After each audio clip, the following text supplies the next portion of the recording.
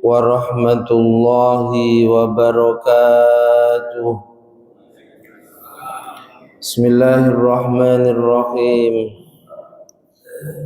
Bin niyati liridha'illah wa li husuli syafaati Rasulillah sallallahu alaihi wasallam wa li qadai hawaijina wa hawaijikum min hawaijid dini wad dunya wal akhirah wa li futuhi qulubina qulubikum wa qulubihim futuhal arifin futuhal ulama'il amilin wassalihin ولما نغوا بسلفنا الصالحون وإلى حضرة النبي المصطفى سيدنا مولانا محمد صلى الله عليه وسلم وعلى آله وأصحابه أجمعين. سلطان العارفين سيدنا الشيخ عبد القادر الجيلاني رضي الله عنه وسيدنا الشيخ بالحسن الشاذلي رضي الله عنه إلى حضرة جميع مشايخنا الأحياء منهم والأموات الخاصين حضرة الإجيال الجديد عبد الحميد يجي جهاري يجي نواوي يجي عبد الكريم الشيخ محمد مؤلف الكتب التي تعلمناها وعلمناها سيدنا الإمام محمد بن إدريس الشافعي وسيد الشيخ أحمد بن حسين وسيد الشيخ زين الدين بن علي بن أحمد الشافعي رحمهم الله وأجركم الله. الفاتحة. أعوذ بالله من الشيطان الرجيم. بسم الله الرحمن الرحيم. الحمد لله رب العالمين الرحمن الرحيم مالك يوم الدين إياك نعبد وإياك نستعين اهدنا الصراط المستقيم صراط الذين أنعمت عليهم غير المغضوب عليهم ولا الضالين.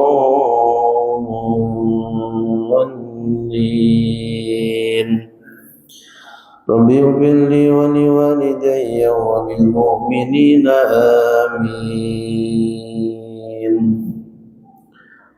الحمد لله وكفى والصلاة والسلام على سيدنا ومولانا محمد المصطفى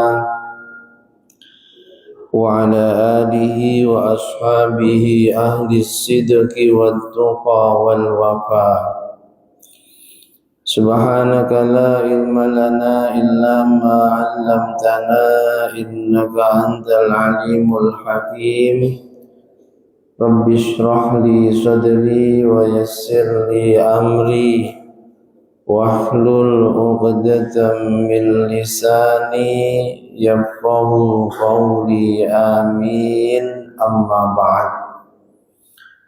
Yang sangat kami hormati, kami muliakan segenap jajaran pengurus dan Dewan Kemakmuran Masjid Al-Misbah Perumahan Baloi Ditpam. Yang juga sangat kami hormati, kami muliakan segenap tokoh masyarakat yang ada di Perumahan Baloi Ditpam yang tidak bisa kami sebut satu persatu namanya.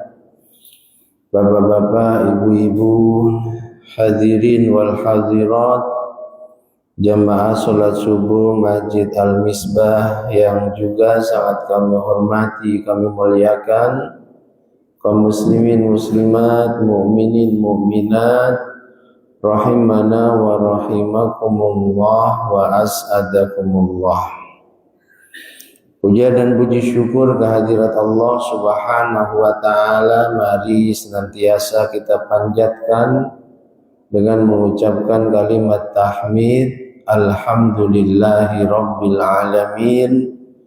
Sholawat dan salam semoga senantiasa tercurah limpahkan keharibaan beliau, junjungan alam, sang pembawa pelita Islam, Nabi Yuna Muhammad sallallahu alaihi wasallam, biqaulina Allahumma salli wa sallim ala Sayyidina Muhammad wa ala ali Sayyidina Muhammad Mudah-mudahan kita semua benar-benar diakui oleh Rasulullah sebagai umatnya yang kelak di hari kiamat mendapatkan syafaatnya.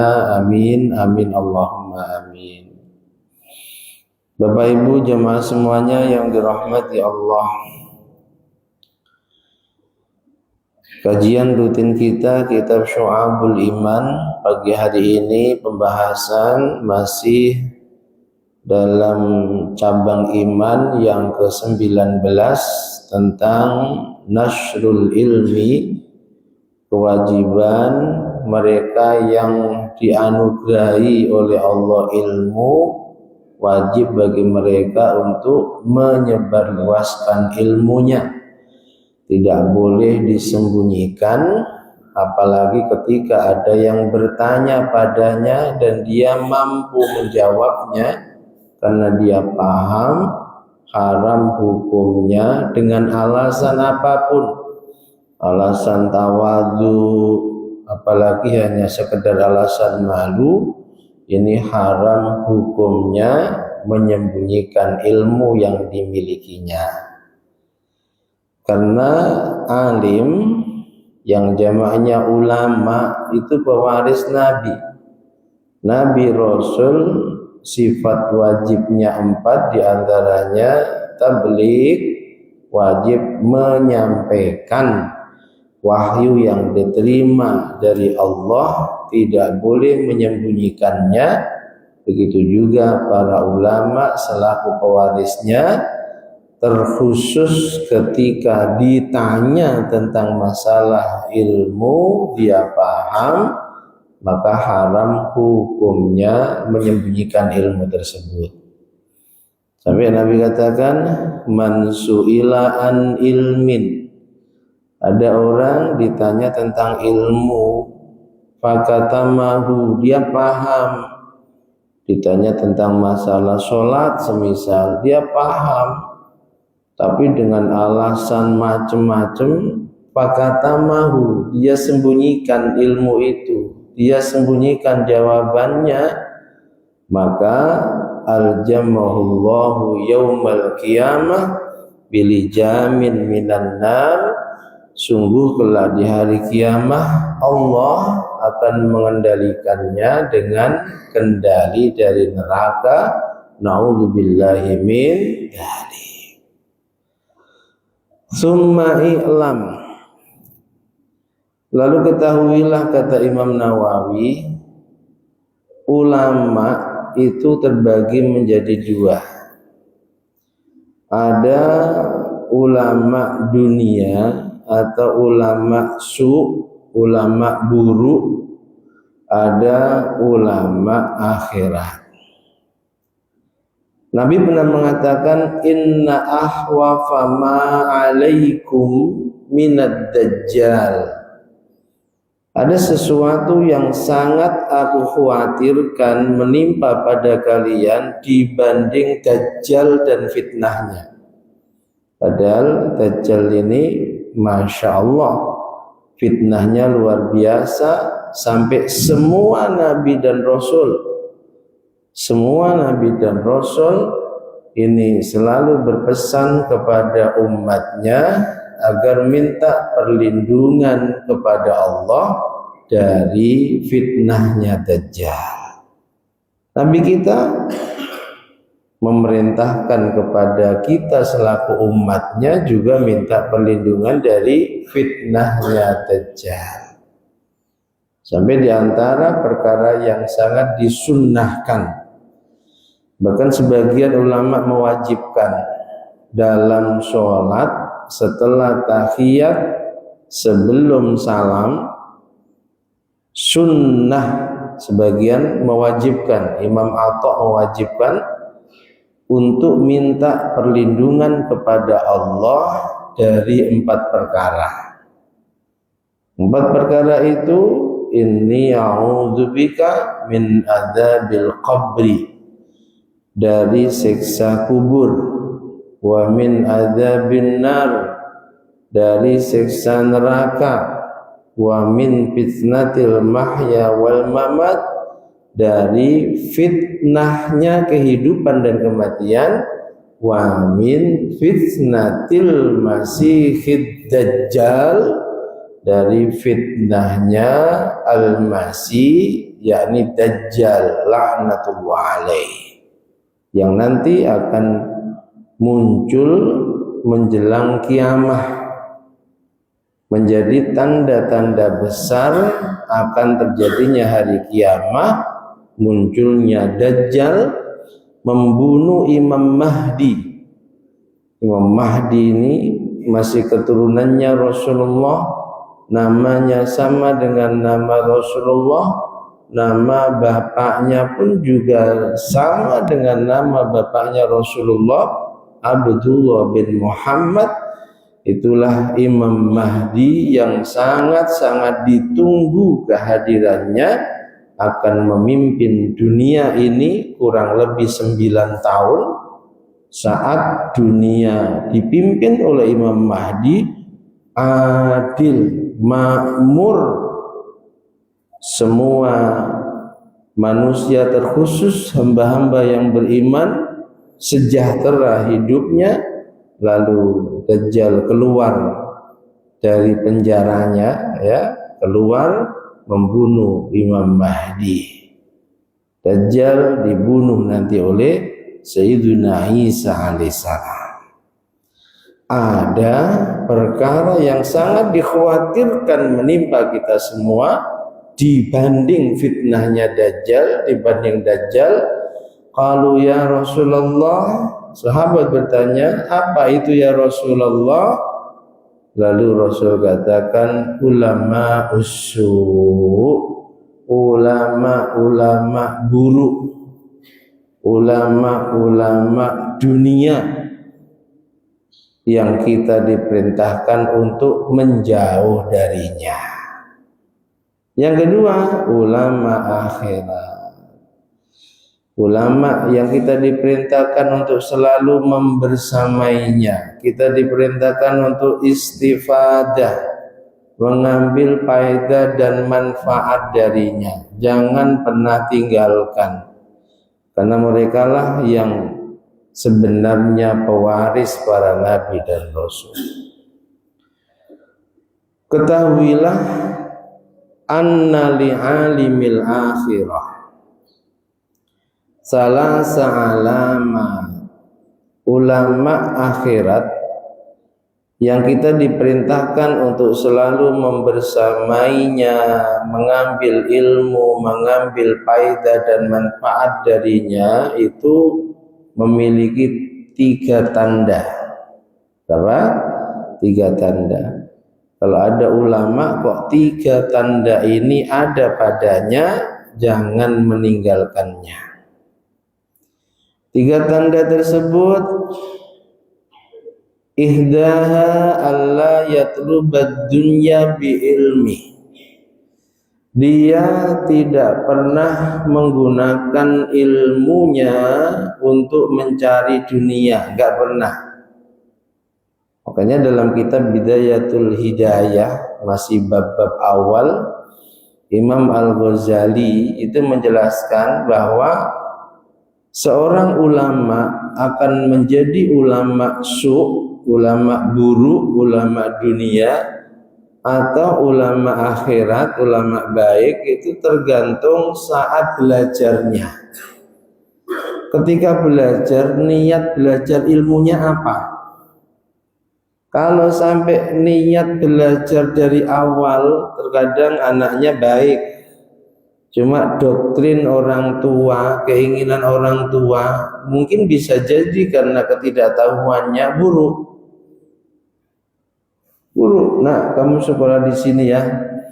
Nanti kalau kamu sekolah di sana, lulus, ijazahmu ini untuk ngelamar kerjaan dimanapun gampang. Kamu nanti akan duitnya banyak, akan jadi pejabat dan seterusnya. Ini hati-hati. Kalau dari awal belajar niatnya sudah seperti itu dan qadarullah jadi ulama, maka tergolong ulama dunia. Yang kita diperintahkan jauhi, sangat membahayakanmu. Bahkan Nabi sampai katakan lebih bahaya dibanding fitnahnya Dajjal. Ulama akhirat sama sekali tidak pernah menggunakan ilmunya untuk mencari dunia. Tidak pernah. Tanda yang kedua, kata Imam Nawawi, ayyaqsida bil istighal bil ulum as-sa'adah al-ukhrawiyah fayakunu muhtamman bi ilmil batin li siyasatil qalb. Ulama akhirat itu tanda keduanya sibuknya dengan ilmu, ngajar, bahkan meskipun sudah alim pun dia nggak malu untuk belajar, karena tidak ada yang sempurna. Ada orang yang menguasai ilmu fikih, ilmu tasawuf, tapi ilmu Al-Qur'annya kurang. Ada yang juga sebaliknya, hafal Quran, ilmu Qurannya bagus, tapi fikih tasawufnya nggak paham. Sibuk dengan ilmu, ngajar ke sana kemari, juga masih sempat belajar ke sana kemari. Tujuan sibuknya dengan ilmu itu karena ingin mendapatkan kebahagiaan di akhirat nanti. Bukan hanya sekedar ingin mendapatkan sesuatu untuk bekal hidupnya di dunia, bukan. Tapi ingin mendapatkan kebahagiaan di akhirat nanti. Memahami betul keutamaan hadir dan duduk di majelis ilmu. Keutamaan disibukkan dengan ilmu, disibukkan dengan Quran, di mana ilmu bagian dari zikir. Hadis qudsi, dalam hadis qudsi Allah menjanjikan man sagolahu dzikri an mas'alati. Kalau ada orang hari-harinya tersibukkan dirinya dengan zikir. Zikir sering kita jelaskan, jangan hanya diartikan sibuk zikir dengan membaca kalimat-kalimat thayyibah. Bukan hanya itu, zikir bisa juga belajar ilmu syariat. Zikir juga bisa selalu menyampaikan syariat-syariat agamanya Allah. An mas'alati, sampai enggak sempat memperbanyak berdoa, sibuk belajar ke sana, belajar kemari, ngajar ke sana, ngajar kemari. Waktu untuk doanya itu sangat sedikit. Beda dibanding mereka yang memang tidak sibuk ngaji, sehingga waktu berdoanya banyak. Apa yang Allah katakan? Siapa yang tersibukkan dirinya dengan berzikir kepadaku sehingga tidak sempat banyak minta padaku, ataituhu afdhala ma u'tiyasaili. Masya Allah, akan aku berikan padanya sesuatu yang lebih utama dibanding sesuatu yang aku berikan pada mereka yang tak pernah sibuk dengan zikir kepadaku, dengan ngaji, dengan ngajar, tapi hanya disibukkan dengan banyak meminta.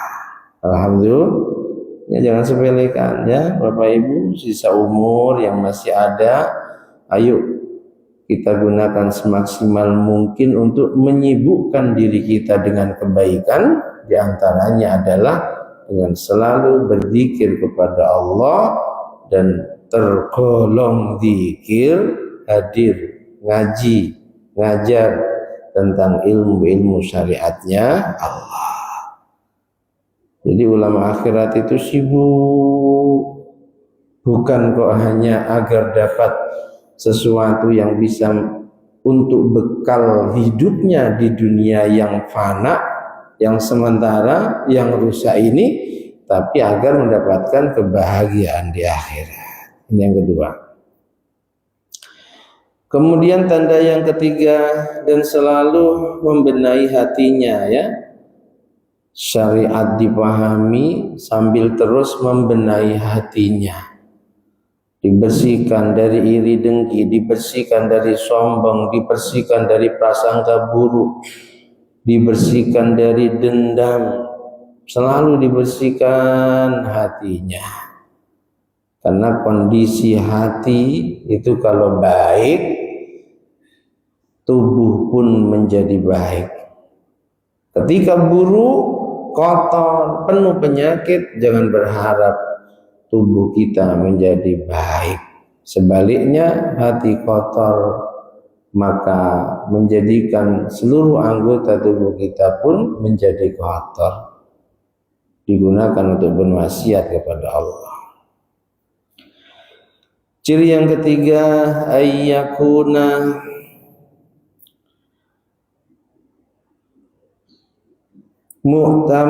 mu'tadilun fi ulumihi ala taqlid li sahibi syari'ati fi aqwalihi wa af'alihi. Ulama akhirat itu cirinya dengan sibuknya ngajar, begitu juga ketika masih statusnya belajar santri, itu niatnya taklid, mengikuti pada sang pembawa syariat. Siapa? Nabi kita Muhammad. Ada istilah yang memiliki syariat, yakni Allah. Ada istilah sang pembawa syariat, Nabi kita Muhammad sallallahu alaihi wasallam. Ulama akhirat itu ucapannya, perilaku perbuatannya itu selalu berupaya ngikuti Rasulullah. Ucapannya ngikuti Rasulullah, perilaku perbuatannya ngikuti Rasulullah. Perilakunya sesuai dengan ilmu yang dimilikinya. Ada orang kalau bicara tentang masalah hati-hati dengan sombong, dia yang paling sombong. Hati-hati dengan ghibah, dia yang terkenal ahli ghibah. Itu tidak sesuai dengan ilmu yang dimilikinya, tidak mengikuti Kanjeng Nabi Muhammad selaku sang pembawa syariat.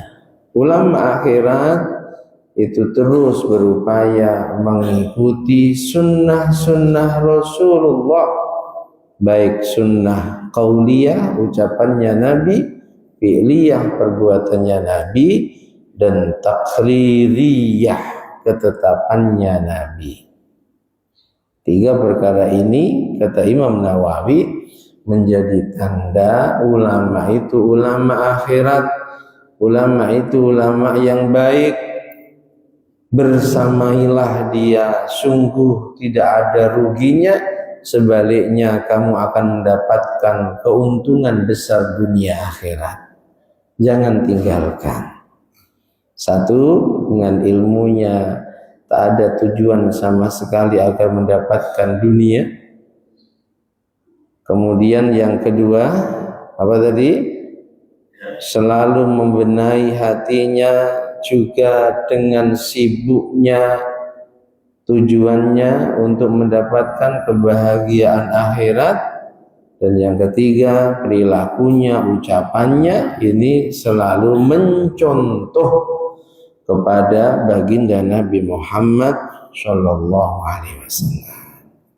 Mudah-mudahan di sisa umur ini Allah jumpakan kita dengan ulama-ulama baik, ulama-ulama akhirat yang seperti itu, sehingga sekali lagi kita akan menjadi hamba yang beruntung dunia sampai akhirat. Amin, amin, Allahumma amin. Summa inna li'adami talabid dunya bil ilmi khamsu alamat. Kalau kita akan mengetahui seorang ulama itu dengan ilmunya tidak ada keinginan untuk mendapatkan dunia, bagaimana? Ulama ini benar nggak dengan ilmunya, itu sama sekali tidak ada tujuan mendapatkan dunia. Bagaimana? Kata Imam Nawawi, 5 tanda perhatikan. Kalau 5 tanda ini benar-benar ada pada ulama, ada pada orang alim, maka sungguh dengan ilmunya dia sama sekali tidak mengharapkan bekal dunia, tidak menginginkan dunia. Dunia bisa harta, dunia bisa tahta, jabatan, kekuasaan, dunia juga bisa wanita. Dunia bisa wanita. Al-ula, yang pertama, alla yukhalifa qawlahu ma yaf'aluhu wa yakunu huwa awwalu fa'ilin lil ma'murat wa tarikin lil manhiyat. Perhatikan. Yang pertama, ucapannya ini, perilakunya ini sesuai dengan ucapannya, tidak bertentangan.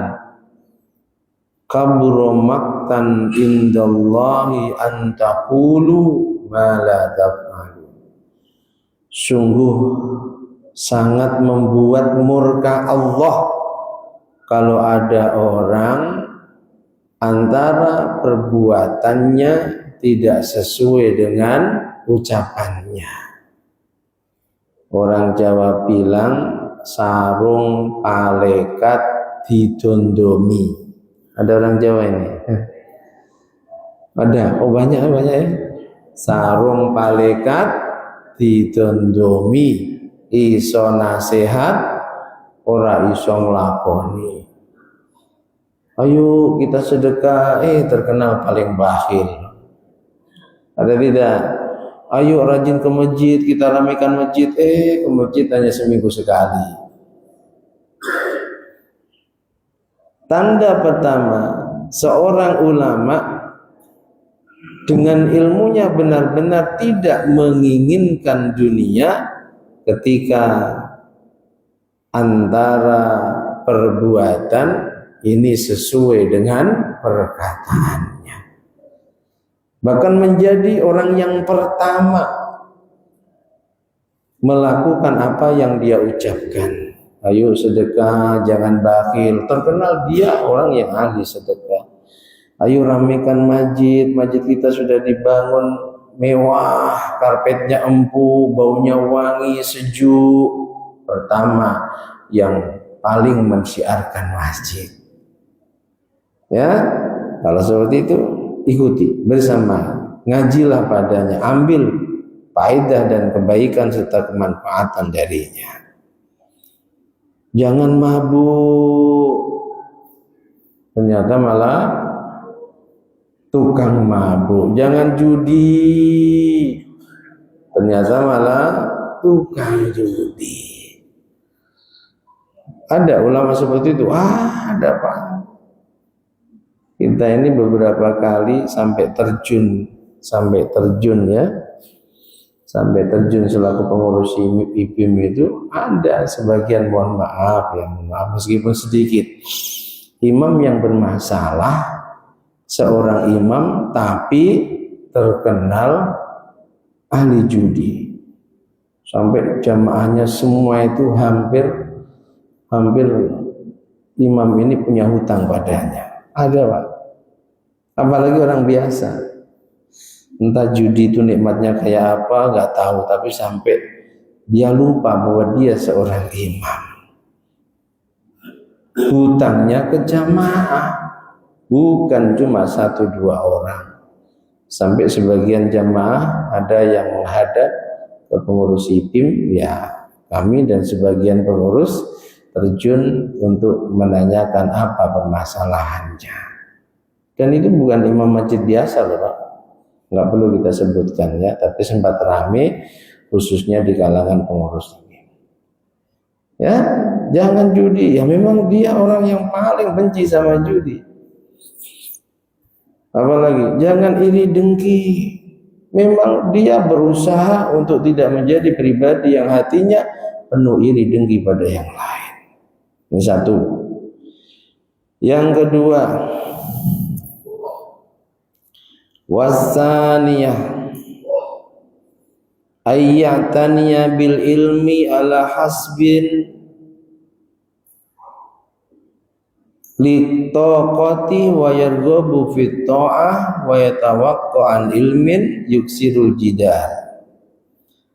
Tanda seorang ulama itu benar-benar dengan ilmunya tidak menginginkan dunia, dia benar-benar tersibukkan dengan ilmunya. Semaksimal mungkin ada kesempatan menyampaikan ilmu dia sampaikan tanpa capek, tanpa lelah. Nah, ini akan kita lihat di pesantren. Guru-guru kita itu kalau ngaji, Masya Allah, gak ada capeknya. Saya punya guru sampai terkesan banget dan menginspirasi kepada kami agar jangan sedikit-sedikit alasan lalu ngaji sering diliburkan. Jangan. Bayai Idris Marzuki, Allah yarham itu, terkhususnya ketika Ramadan ngaji itu sampai 1:30 malam itu. Jadi habis tarawih langsung sampai batuk-batuk, sampai terkadang beliau berdiri. Sementara santri-santri yang ngaji itu sudah bawa bantal, sampingnya kopi, nanti dia tertidur, bangun-bangun, wallahu a'lam bishawab, 1:30 malam. Agar sebelum Ramadan akhir sudah selesai. Kita banyak menghatamkan kitab-kitab yang lumayan besar sama beliau. Kifayatul Akhyar, khatam sama beliau. Tafsir Jalalain, apalagi tafsir Jalalain, beliau disiplinnya luar biasa. Pengasuh pondok pesantren generasi ketiga guru kami, Bayai Idris Marzuki bin Dahlan, Bayi Ihsan Jampes yang terkenal alim, punya karya banyak kitab, Sirajut Thalibin, sampai menggemparkan dunia. Di Pinang berapa kali untuk ngajar di Al-Azhar ditolak. Karyanya ini menjadi pelajaran wajib di Al-Azhar waktu itu. Itu Dahlan, Ihsan bin Dahlan. Jadi masih keponakan. Idris bin Marzuki bin Dahlan, ya Ihsan Jampes itu Ihsan bin Dahlan. Bayi Ihsan sama Bayi Marzuki adik-beradik. Kalau ngaji tafsir Jalalain, ngajinya di waktu duha 8:30 lah. Mau sudah ada santrinya atau santrinya sudah banyak, tetap 8:30 tep mulai. Dan istiqomah menghadap kiblat. Sampai terkadang ketika beliau 8:30 sudah datang, santrinya banyak yang terlambat datang dan pasti sungkan, nggak berani ngaji di depannya. Beliau sendirian menghadap kiblat, santrinya ngaji di belakang. Masya Allah. Bayi Idris itu kalau Ramadan sampai 1:30. Ada Bayi Habib tapi masih muda. Kami terkesan Bayi Idris waktu itu sudah sepuh, ngimami tarawih, langsung lanjut ngaji sampai 1:30. Kalau beliau capek dipukul-pukul, Pak.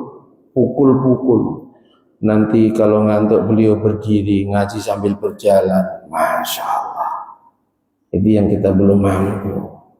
Kita flu sikit, ngebel pengurus, mohon maaf ya, ngaji kita libur dulu. La ilaha illallah. Yang ngaji juga begitu. Kenapa? Pilek Ustaz, sama saja. Ya, selalu menyibukkan dirinya dengan ilmu semaksimal mungkin. Bahkan tujuannya meninggal dengan status pelajar. Nah, ini yang penting. Karena di antara orang yang matinya syahid sehingga dijamin oleh Nabi di alam kuburnya selamat dari fitnah dan siksa kubur adalah mereka yang meninggal dan statusnya thalibul ilmi, statusnya orang yang sedang belajar syariat. Makanya Bapak Ibu niatkan tiap hari, niatkan dengan kuat. Andai memang punya kesempatan kita hadir di majelis ilmu, oh besok ada majelis di sini, di sini, di sini. Niatkan. Sebelum tidur, maksimal bangun tidur, ya Allah hari ini saya ngaji ini di majelis ini. Kita nggak tahu kapan ajal menjemput. Bisa jadi di hari itu. Dan andai hari itu ajal menjemput kita, status kita santri, status kita pelajar ilmu, dan sungguh beruntunglah mereka yang meninggal dengan status santri karena tergolong matinya syahid.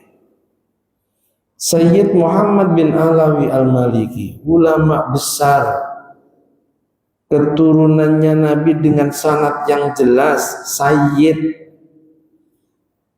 Masya Allah, karyanya sangat banyak dari berbagai macam disiplin ilmu. Dia punya karangannya. Profesor Dr. Sayyid Muhammad bin Alawi Al-Maliki. Itu sampai beliau dalam karya-karyanya selalu mengatakan maziltu taliban. Aku ini selamanya ya santri. Ulama loh Pak. Aku ini selamanya santri. Dengan harapan saat meninggal statusnya santri. Ini yang perlu kita tiru, perlu kita contoh. Gak ada males untuk hadir di majelis ilmu dengan harapan ketika kematian itu datang, karena kematian itu datang baghtatan, mendadak, nggak ada notifikasi. Lukman, minggu depan kamu mati, notifikasi lewat WA. Oh, enak. Seminggu full ibadah taubat, nggak ada notifikasi kapan mati kita. Datangnya selalu mendadak. Maka berupayalah sebagaimana beliau yang mengatakan maziltu taliban, selamanya aku ini santri, dengan harapan saat meninggal statusnya santri. Santri itu jangan digambarkan mereka yang mondok di pesantren. Bapak Ibu ini bisa santri kalau memang niat dalam hati adalah sisa umur aku gunakan untuk belajar ilmu syariatnya Allah. Amin Allahumma. Jadi selalu menyibukkan dirinya untuk ilmu dan ilmu.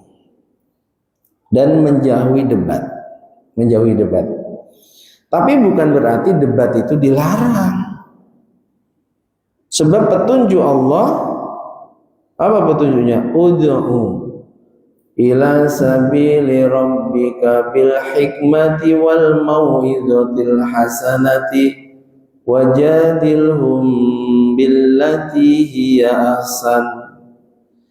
Ajak orang lain ke jalan Tuhanmu.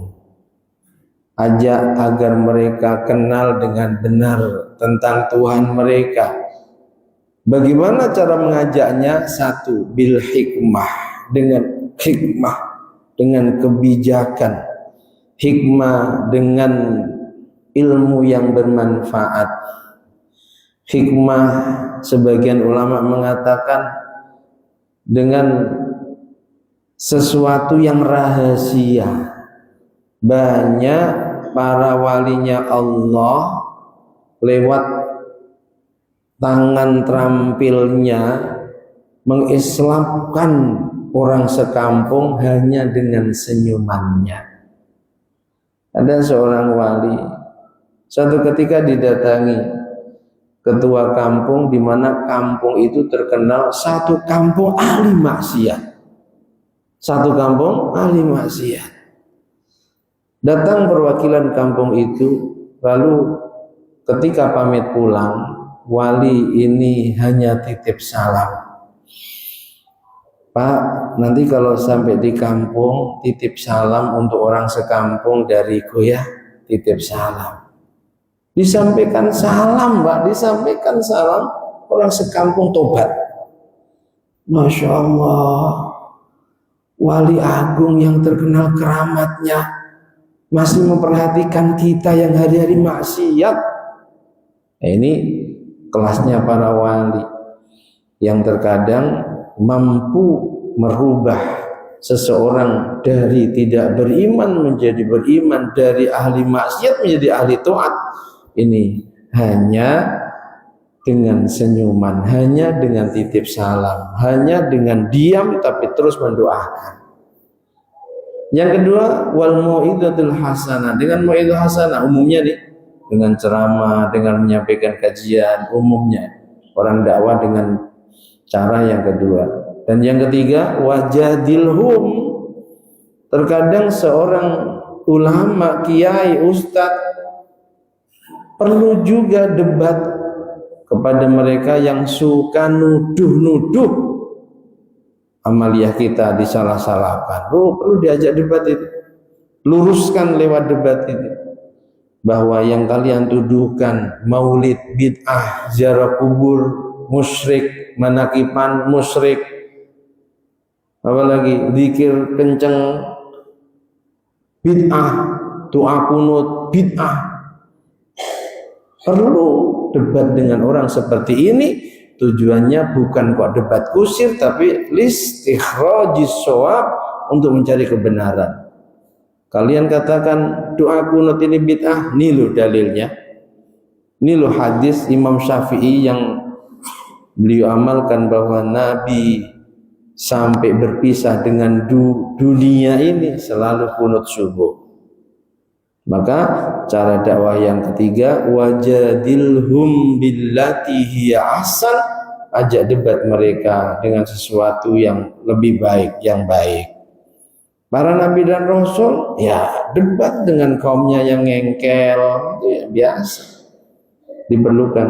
Makanya di pesantren juga diajarkan ilmu debat, ilmu diskusi. Ada pelajaran mantek namanya ya, ilmu mantek. Yang kalau menguasai ilmu itu ya memang ahli debat, tapi bukan untuk debat kusir, debat mencari kebenaran. Ini ciri yang kedua. Sudah syuruk kayaknya ya. Ketiga, keempat, kelima kita lanjutkan pada pertemuan berikutnya. Mudah-mudahan panjang umur semuanya, sehat jasmani rohaninya, istiqomah ngajinya, amin Allahumma. Ada yang lupa, sehat dompetnya juga ya. Sehat dompetnya perlu ini Pak. Sehat jasmaninya, rohaninya, duitnya, dompetnya selalu kering juga masalah. Sehat jasmani, rohani, dompetnya juga perlu. Amin Allahumma. Demikian, semoga bermanfaat. Wallahu a'lam bishawab. Al-Fatihah.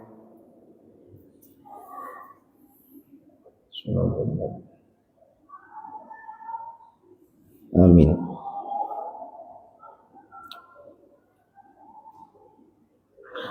Cukup ya? Ada pertanyaan? Ada? Silakan. Itu ibu-ibu.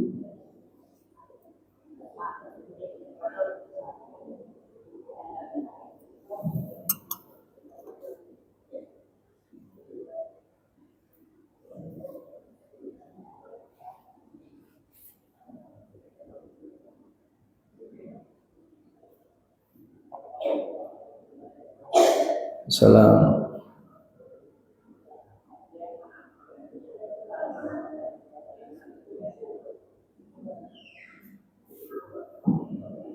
Tentang masalah kurban ya. Apakah kurban bagi yang sudah menikah haram dimakan untuk keluarga yang mengorbankannya? Apakah ini ada dalil dan hadisnya Pak? Ya. Salam. Pada korban kan? Menanya korban pada nggak korban pula. Yang mampu korban ya. Meskipun mayoritas ulama menghukumi sunnah muakkadah, jangan sepelekan perintah korban. Yang mampu, jangan khawatir nggak diganti. Yakinlah ya. Korban itu boleh dilanjut. Ikhlas ya. Korban itu ada dua. Ada korban sunnah, ada korban wajib sebab dinadarkan. Korban sunnah ya korban pada umumnya. Dia punya duit, datang ke panitia, saya ikut korban ya, sunnah. Korban wajib, dia nadar. Ya Allah, mungkin sedang dikasih sakit sampai berkali-kali ke rumah sakit. Jika penyakitku ini sembuh, tahun ini aku korban. Menjadi wajib. Kalau tahun itu dia mampu, wajib hukumnya berkorban. Untuk korban sunnah, sahibul korban boleh makan dagingnya. Kalau pembagian daging menurut mazhab Syafi'i diprotelu. Tahu diprotelu? Dibagi 3, sepertiga sahibul korban, sepertiga fakir miskin, sepertiga orang yang mampu.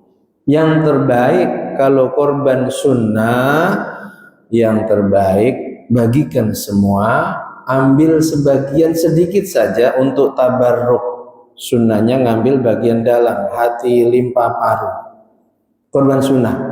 Korban sunnah yang korban begitu juga orang-orang yang dinafkainya, istrinya, anak-anaknya boleh ikut makan daging korban. Korban wajib nggak boleh, meskipun 1 helai bulu nggak boleh. Nggak boleh siapa yang diharamkan? Yang korban.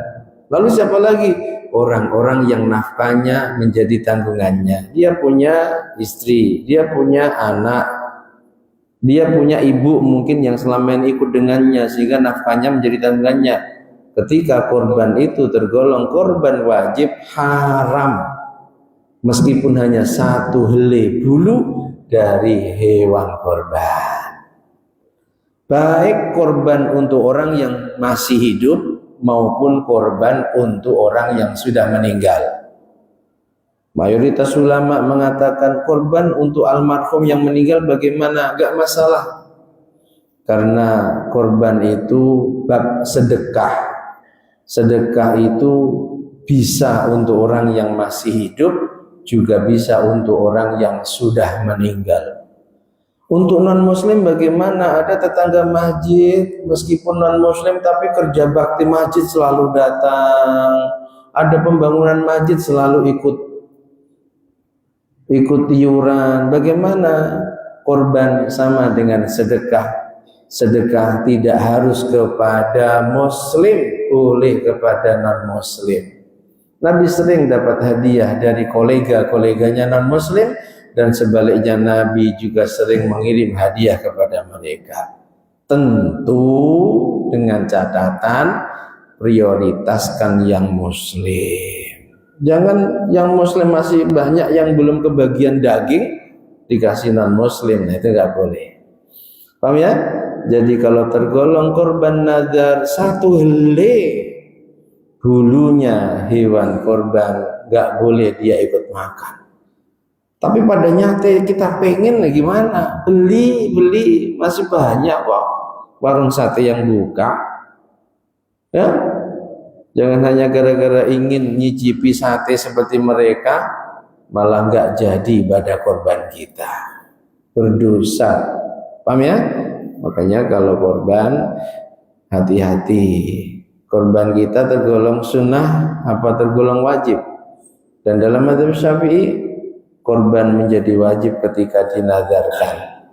Kalau nggak dinadarkan, sunnah. Nadarkan contoh tadi, semisal cucunya mau lahir, lalu divonis dokter harus operasi, sesar. Lalu dia berkata, ya Allah, jika cucuku ini lahir tanpa operasi, tahun ini aku korban. Nadar dia menyanggupi melakukan perkara sunnah sebab ada hajat yang diinginkannya. Operasi tidak jadi, maka wajib bagi dia kalau tahun itu mampu berkorban, wajib korban. Dan karena tergolong korban wajib, dia, cucunya, anaknya yang nafkahnya menjadi tanggungannya, adik cucunya tanggungannya, haram hukumnya makan korban tersebut Jangankan daging, satu helai bulu pun haram. Bisa dipaham? Paham ya Pak? Insya Allah. Saya kira cukup. Bismillahirrahmanirrahim. Alhamdulillahi Rabbil Alamin. Allahumma salli wa sallim ala Sayyidina Muhammad wa alihi. Ij'al ya Allah jama'ana hadha jam'an marhuma waj'al tafarruqana min ba'dihi tafarruqan ma'suma. Allahumma manfa'na ma 'allamtana wa 'allimna ma yanfa'una wa zidna ilman nafi'a wa amalan shalihan. Allahumma arinal haqqa haqqan warzuqna ittiba'ah wa arinal batila batila warzuqna ijtinabah. Allahumma ja'alna min ahlil istiqamah. Ya Allah, mampukan kami menjadi hamba-hamba-Mu yang ahli istiqamah. Mampukan kami menjadi hamba-hamba-Mu yang ahli istiqamah saat menghadap-Mu. Anugerahkan husnul khatimah, husnul khatimah. Allahumma wasi' alaina rizqana wa 'atif alaina khalqaka bi rahmatika ya arhamar rahimin. Rabbana taqabbal minna innaka antas samiul alim. Wa sallallahu ala sayyidina Muhammad wa alihi wa sahbihi wa sallam. Alhamdulillahi rabbil alamin. Bismillahirrahmanirrahim. Wal 'ashri innal insana lafi khusrin illa alladhina amanu wa 'amilus solihati wa tawassaw bil haqqi wa tawassaw bis sabr. Subhanakallahumma wa bihamdika asyhadu an la ilaha illa anta astaghfiruka wa atubu ilaik. Subhanallahi wa bihamdihi adada khalqi wa ridha nafsi wa zinata arshi wa midada kalimatihi. Subhanallahi wa bihamdihi adada khalqi wa ridha nafsi wa zinata arshi wa midada kalimatihi. Subhanallahi wa bihamdihi adada khalqi wa ridha nafsi wa zinata arshi wa midada kalimatihi. Subhanallahi walhamdulillah wa la ilaha illallah wallahu akbar wa la hawla wa la quwwata illa billahil aliyyil azim. Adada ma 'alima Allah wa zinata ma 'alima Allah wa mil'a ma 'alima Allah. Demikian. Ada kurang dan lebihnya mohon maaf. Akhirul kalam wallahul muwaffiq ila aqwamit thoriq wal 'afwu minkum. Assalamu alaikum warahmatullahi wabarakatuh. Sallu ala Nabi Muhammad.